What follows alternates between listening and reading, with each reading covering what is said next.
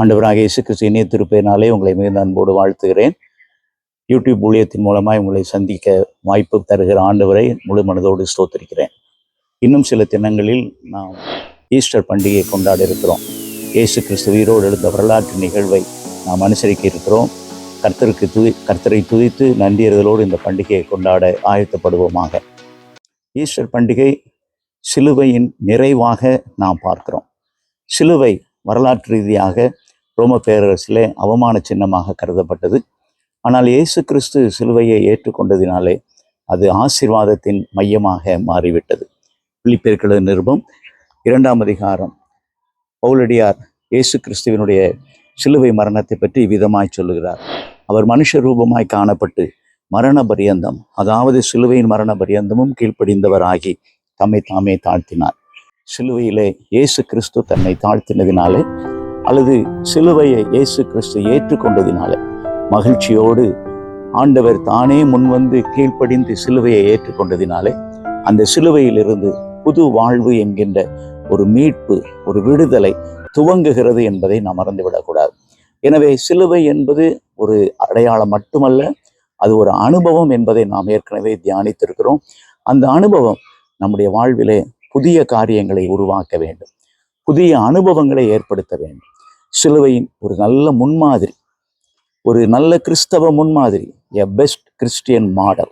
இந்த சிலுவையின் வழியாக அவர் தானே முன்வந்து சிலுவையை ஏற்றுக்கொண்டு, வாலண்டரி ஒபீடியன்ஸ், இந்த தானே முன்வந்து சிலுவையை ஏற்றுக்கொண்டதின் வாயிலாக இயேசு கிறிஸ்து நமக்காக ஒரு புது வாழ்வை துவங்கி, நமக்காக ஒரு புது வாழ்வை துவங்குவதற்கான ஆற்றலை சிலுவையின் வழியாக வெளிப்படுத்தி, சிலுவையை ஒரு உயர்ந்த அனுபவமாக, பரிசுத்த அனுபவமாக, ஒரு சிறப்புக்குரிய அனுபவமாக நமக்கு தந்திருக்கிறார்.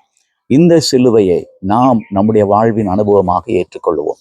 அதுதான் கிறிஸ்து உயிர்த்தெழுந்த திருநாளை கொண்டாடுவதற்குரிய மிக சிறந்த அடிப்படை.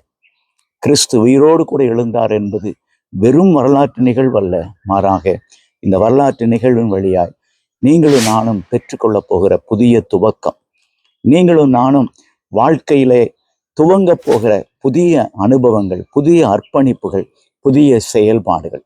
சிலுவை நம்முடைய வாழ்விலே புதிய அர்ப்பணத்தை உருவாக்கி, புதிய செயல்பாடுகளை நமக்குள் ஏற்படுத்தி, ஆண்டவருடைய ராஜ்யத்திற்கென்று உழைக்கின்ற உண்மையுள்ள பணியாளர்களாக நம்மை உயர்த்த வேண்டும் என்பதுதான் இந்த தபசு நாட்களினுடைய நிறைவு காலங்களிலே நீங்களும் நானும் கற்றுக்கொள்ள வேண்டிய அடிப்படையான பாடம்.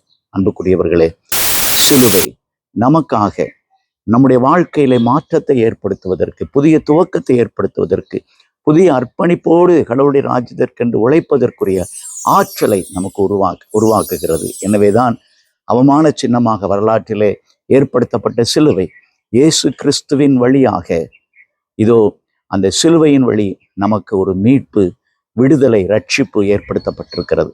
இந்த அனுபவங்களை இந்த காலங்களிலே நமக்கு உரியதாக்கி தேவராஜ்யத்திற்கென்று உழைக்க நம்மை அர்ப்பணிப்போம். சிலுவையின் ஆற்றல் நம்மை ஆட்கொள்ளட்டும். ஆண்டவருடைய கிருபை நம் அனைவரோடும் இருப்பதாக. ஆமென்.